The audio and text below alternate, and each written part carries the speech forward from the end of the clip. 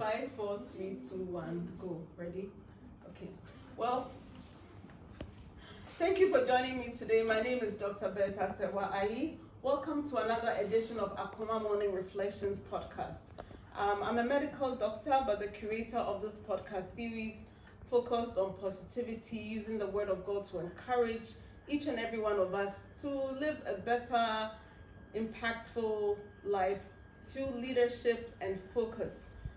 This Akoma Morning Reflection started as a byproduct of something I called Akoma 90, a language literacy project aimed at helping 3 to 5 year olds and adults read English and their mother tongue in 90 days. Out of that, I felt led to start this series focused on various individuals in their walks of life. And one of the topics we'll be discussing today is marriage, a topic that can either bring great joy to you or to a lot of people too, it brings great grief. I happen to be interviewing, or will be talking to the Very Reverend Harry Awortwi and his wife, Mrs. Awortwi. It's interesting to note that I was a 5-year-old at their wedding, and 50 years later, in a few weeks, they'll be celebrating their 50th wedding anniversary and Reverend Harry Awortwi's 80th birthday. They've been an example of a successful marriage, not without its challenges, and they've put together a book called Wisdom to Marry, which they're going to launch on Reverend Awortwi's 80th birthday. And so I thought it would be a wonderful experience to have them share with us. And so I'm going to have them introduce themselves. I think you're in for a wonderful treat. I've read the book and it's full of exciting things on how to have a happy and successful marriage. So I'm going to let Mrs. Awortwi, who happens to be my aunt as well, just as a disclaimer, introduce herself. Thank you very much, Doc. My name is Sophia Gifty Awortwi, Mrs.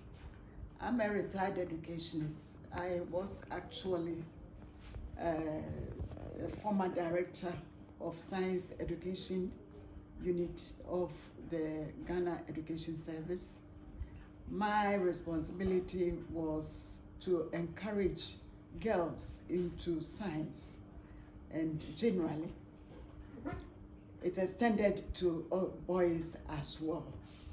I've retired, I've been home for the past 16 to 17 years, and that passion has always been with me, encouraging young people to study hard and into science. We have also been into youth counseling. We have authored the once upon a time popular youth book, The Youth and Sex, which now has even graduated into the wisdom to marry, a book that we have put together as a result of our passion for better and happier marriages. So in our retirement, we have been engaged in marriage counseling, both premarital and post-marital counseling.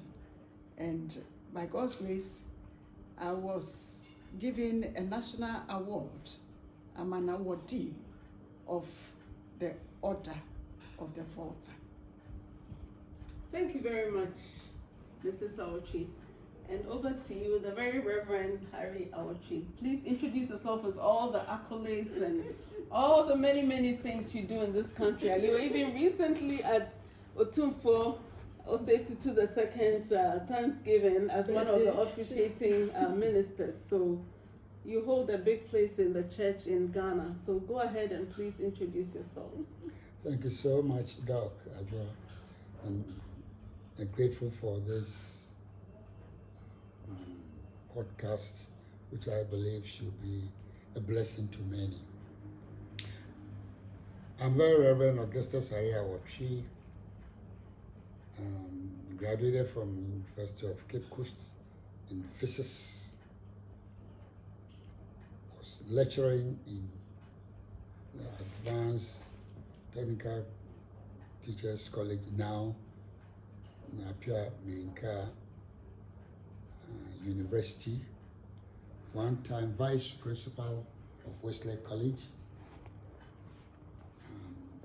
in the Ghana Education Service, served as Municipal Director of Education, New Jabin, acted as a Regional Director of Education, Eastern Region, ended up at headquarters in charge of the British Aid to Education in Ghana, DFID funds.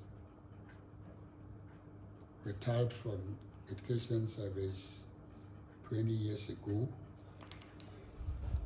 served the Ghana Methodist Church.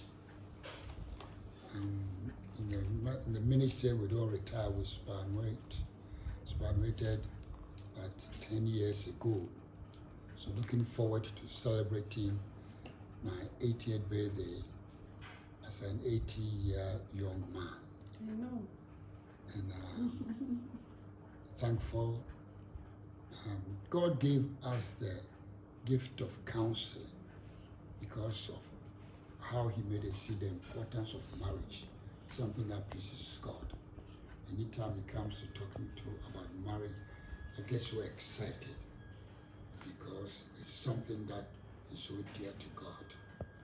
As Mommy said, we wanted to help young people, so God granted us to author the book in Youth and Sex. And hopefully, wisdom to marry,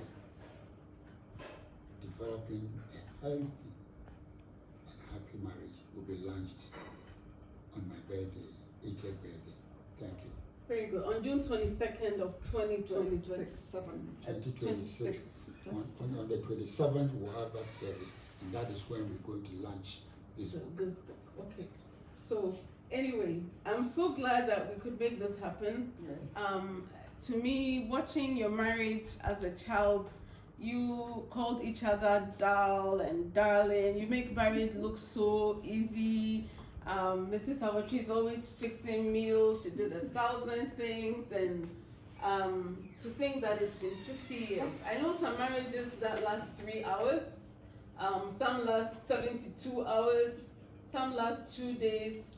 I always hear that the first 8 years are the worst. After that, you get into, there's group dynamics, forming, norming, storming, and then finally producing or being productive. Some give up by year 15. They're like, you know what, I'm not taking this anymore. And it seems, at least in the United States, they said 50% of marriages end in divorce. What they don't mention is that 50% stay strong. I don't know if that statistic can be transported to Ghana, where we have traditional customary marriages. But I first of all want to congratulate you. Thank you. And then I'm going to ask you how you met, what you've done to maintain your marriage. But I want us to sort of go through the chapters of this book. And one of the things in there are the challenges of marriage. Let's start from the challenge, then we'll get to the sweet side. It says conflicts in marriage, or what are the tough things to look out for in marriage? And I want you to be brutally honest, because you know what? You've done 50 years. I'm sure it didn't come easy. Give us real examples of some conflicts that you had to confront, from in-laws to friends to finances to, just help us. Over to you, Dad. Yeah, okay. When you talk of conflicts, sometimes we are human. And so it does happen that you may not agree on an issue because each person has his or her likes and dislikes, or what we would generally call idiosyncrasies. So when it does happen, it takes a time for you to agree. So sometimes you realize that you may have to agree to disagree. You see? And when that happens, you think it is a conflict. It's sometimes it just happens. Because we are human, we may have to disagree on an issue before finally we come to maybe agree on it. it could also happen that we may even disagree on it forever. You see, so sometimes you can agree to disagree, but then you move on. Even in the disagreement, you move on, and you things continue to happen. Okay. Yes, Okay. even though you have divergent views Okay. on an issue. Okay. Yeah. So Reverend Awortwi, I'm going to pivot to you because I want to see. I was going to ask you. Can you give me an example of a situation where you two decided to agree to disagree and just move on? You see, Mommy said something about we are human. It's not us saying we are human. When you get to scriptures, Psalm 103, God talks about the Father. He knows our frames because He remembers So we are dust. we are dust. God Himself. He knows our frame. And that is something that is very real. We don't have to act like the life is a play. We are acting. It's real. And we'll give this about this conflict. God gave us a picture on how conflicts arise. And we do this when we are teaching young ones about marriage. You see, when two of you are walking, right? We give them this illustration. They walk away on separate roads, and they walk back towards you, holding hands. And you ask the question: on these two occasions, and which one was it most likely we're going to step on the other? Oh no, that's when we're very close. I said, exactly, that's what it is. The closer you are, the more likely that you inflict something on one another. The closer you are, the way you share things together, that is when it's most likely that something else will happen. So you will disagree. When you got married, there was always this issue of, I will never cover the pomade when I use it. And she couldn't understand, how come you can't remember when I said, Cover the pomade. The pomade. I said, so what is it? If I don't cover it, what problem is it? Was the pomade dry up or what is it? Evaporate? Right? But then step by step, go to know. But then why then do you also do your best? Well, when we were going for it, it was covered. So why is it that when you take it, you don't cover it? That is a real situation. Because you realize, seeing that you haven't covered it meant you can't put things right after usage. And that will lead to other things. This was only problem, but it could be something else. So when you get to that realization, then you see, so what effort must I put in so that it doesn't even arise? Is that right? Right.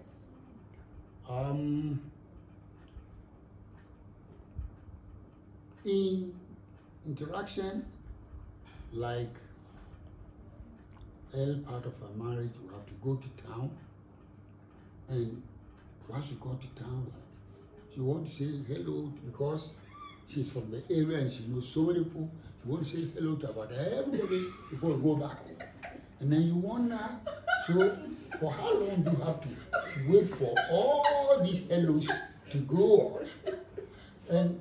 And then suddenly you realize that you're going back there.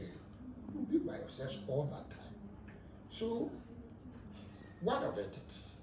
I allow for it, right? So step by step, why don't you also say hello as you're saying hello? No, it's when you are waiting that it's a waiting period. It's a waiting period. But if you are all saying hello, then there's no waiting. No, these are real situations. These are very real situations. A practical. Yes, no, and it may happen many. You see, that's why we don't want to say they are conflicts. They are situations. They are situations. They are challenges that come up. Is that right? Because in the same way, there are so many things that you are thankful for. Right. And therefore, that should let you move on and on. Okay, you know, sometimes I say that sometimes the very thing that attracted you to the person is the thing that will become a problem. Maybe at a distance, you admire her for her ability to interact with people. Oh, she's so friendly. But then once you get close, you decide, why is she so friendly to so many people? Why is she always say that very thing becomes a problem? So that's something to be on the lookout for.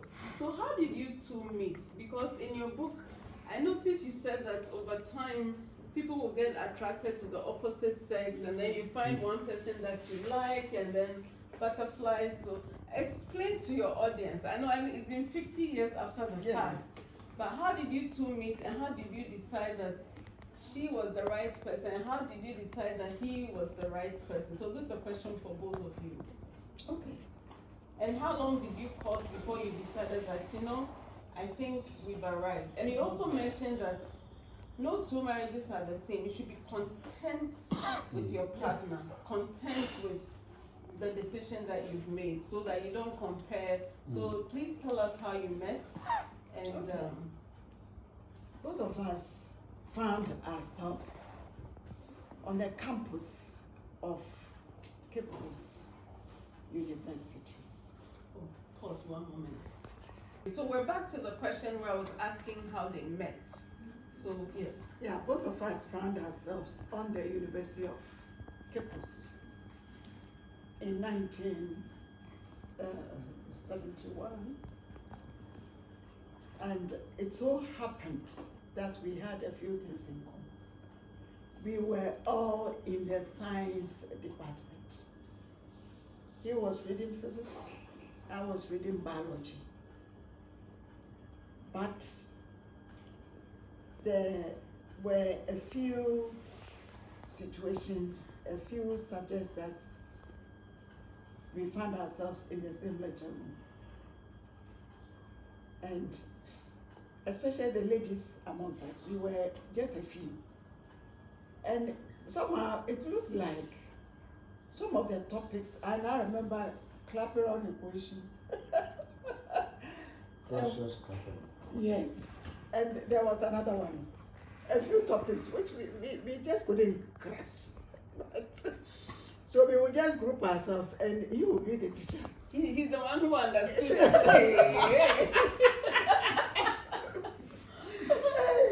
In those days, everybody was calling him brother, because it appeared that he was older than all of us.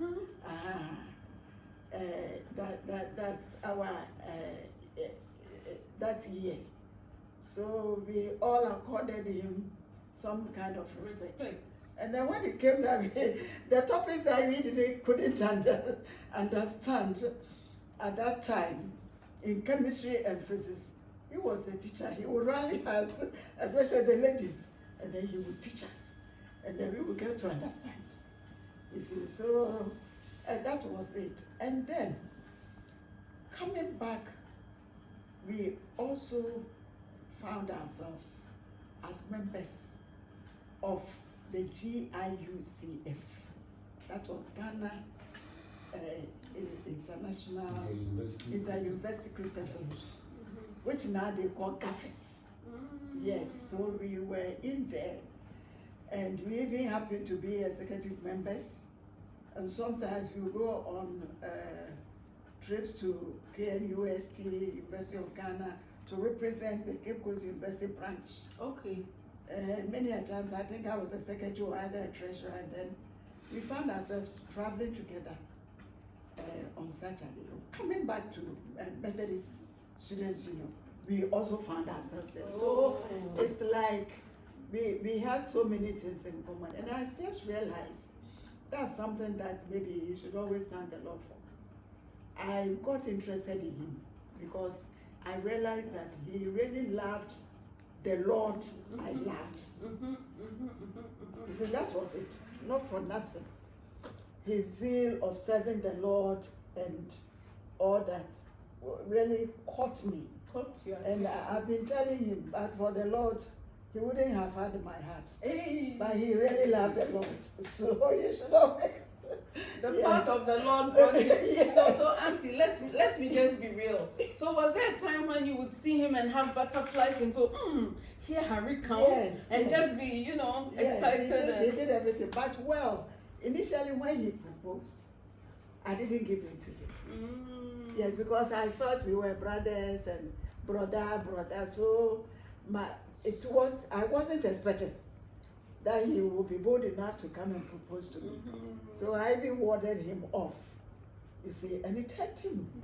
It really hurt him. Oh, it hurts you. So let's allow him to talk about it. So, But then later somehow I think I got convinced that he was the man. the man. He the loved the right- Lord I loved, Okay. and I still love, and so he could be my partner. That's good. And he's really lucky because you are the total package. You are smart, you are kind, you're a good cook, you're a good homemaker, Yes, you have he had so a good many wife. friends. He Yes. got, you really hit the lottery on this one, Reverend. I know you are checking a few things, so I will still ask you, I think I'm still gonna ask you, of all the girls that you were teaching, what made you focus on Miss Sophia Awortwi or Sophia Then Sophia Awortwi. Sophia Awortwi. What did you see in her that? You see, it's interesting the role God plays in these things. Probably what she hasn't mentioned is the fact that she came to Cape Coast University by default. She wasn't built to come to Cape Coast University. She might be one of the very few, if not the only person, who attended the university without an admission letter. Ask her. You went to Cape Yes. Coast without Yes, Without I've an written it admission. in my book. Really. Without an admission letter, Yes. because she was really aiming at getting to Lagos. Oh. Yes. Incidentally, I went to Cape Coast University by default. I was to go to Winneba because I was into sports. But somehow, that year I couldn't get admission. What kind of sports? I was an adult hockey player. Player. But back, even though in the university at the stage I was not only captain of the hockey team, but I was also the coach of the team. But into sports, I've had sports people like Kukudas who have all passed through my hands in secondary college, and some athletes as well. But somehow, I found myself in Cape Coast University, disappointed, because that's not where I wanted to be. So when later on, I heard a story of, she was also disappointed she was in Cape Coast University. I was wondering, how come, The two it of started you. with that? So it's as if some divine hand was driving the two of you. When you go to Acts 17, it's interesting. It says, and I'm reading 26, and God has made of one blood all nations of men to dwell on the face of the earth, and he has determined the times The times. before they were appointed, Wow. and also the boundaries of their habitation. Meaning, the period that you will be brought forth in this world, God has determined it. Where you should even live, stay, work, God has So determined it. determined. And he managed to bring you together that way. But practically, she was somebody who loved the Lord. Anytime we had speakers for the fellowship, right? And they had to be accommodated, when they had to be fed, the fellowship would fall on her. That was her gift. It Oh, fall on wow. her. So this cooking and they didn't No, from the university. Wow. And then I was secretary. She was treasurer. So together we have to make sure that funds are available, things are made. And so I could see her zeal. She mentioned to you that we were representing the university on the national executive of today's GAFIS, Ghana Fellowship of Learning, by that time Ghana University Fellowship. Because we're representing the university, anytime we had this national exec committee, we would travel together. I remember one time, sure, we traveled on the train to Kumasi. And I'm sure people were wondering who was this young man, because she had somebody in mind who was to marry her, etc. So she had to explain, hey, this is Christian fellowship, nothing to do with marriage, you know, etc. etc. But the reality was, she loved the Lord. She loved the Lord, and that's the thing. But we're not going to get married just because somebody loves the Lord. No, she will attract you, right? Well, to her, I was a teacher. But she wasn't the only lady. I mean, up to today, you won't believe some of the ladies, medical officers, right? They still call me brother up to this stage. Can you imagine? Wow. We're talking about the 70s, brother. Up to now, they still call you brother. Because that's how the bond was like. But that bond finally turned out that we make a home. And because it's the man who has to, if you get the symbols, you know, the man has the arrowhead, so he moves. That's why I had to propose. And I'm sure it was all right for her to say, no, not you. She said it hurt me. Yes, it's not easy. Was it once, or was No. it just once, or a couple of times you would go back and she would still say? Oh no! See, when she said no, I said she shouldn't have rushed to say no. She should have waited. She should have taken time, because